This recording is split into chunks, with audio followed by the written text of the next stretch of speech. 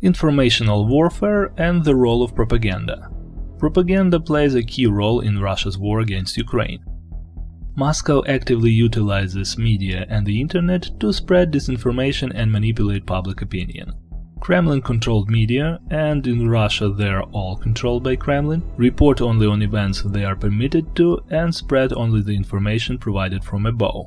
With a total control, such concepts like coherence, consistency, or basic logic are often disregarded.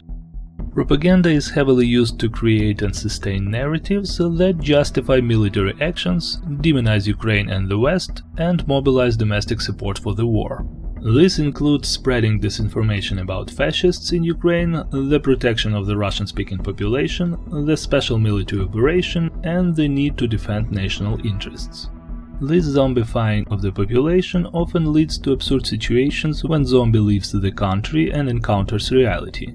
Russia also actively spreads disinformation and fake news in Ukraine to create chaos, increase distrust, and polarize Ukrainian society. This includes employing bots and trolls on social media to spread false information. Russian informational warfare is also aimed at influencing international public opinion and creating divisions among Western countries regarding their support for Ukraine.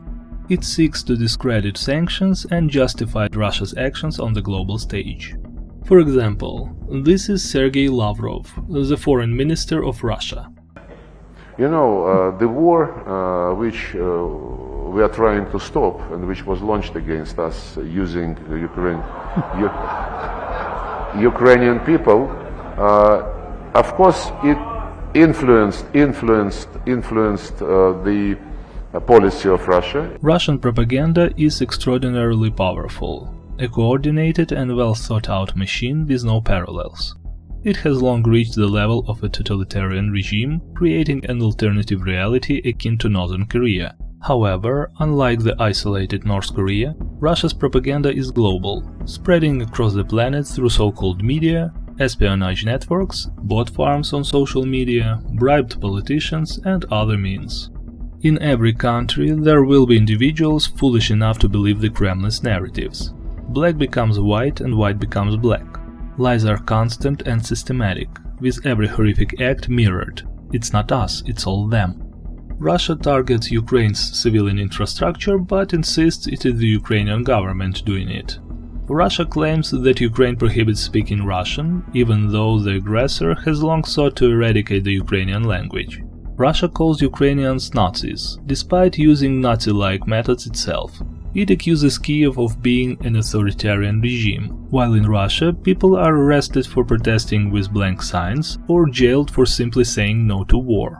The aggressor state accuses Ukraine of committing genocide against its own people, even as retreating Russian forces, frustrated by their failure in Kiev region, massacred civilians.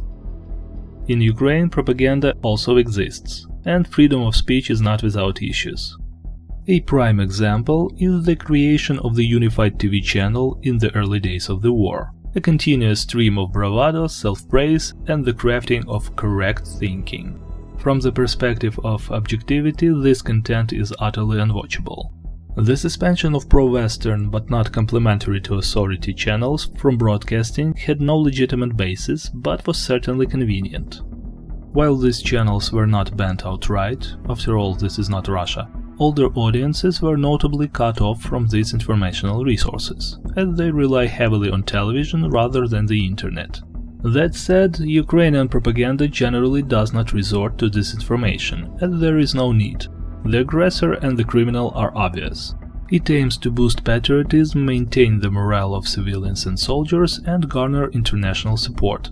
However, like any other propaganda, it has its own downsides. In this case, these include inflated expectations, bias, and a lack of objectivity, or its complete absence at times.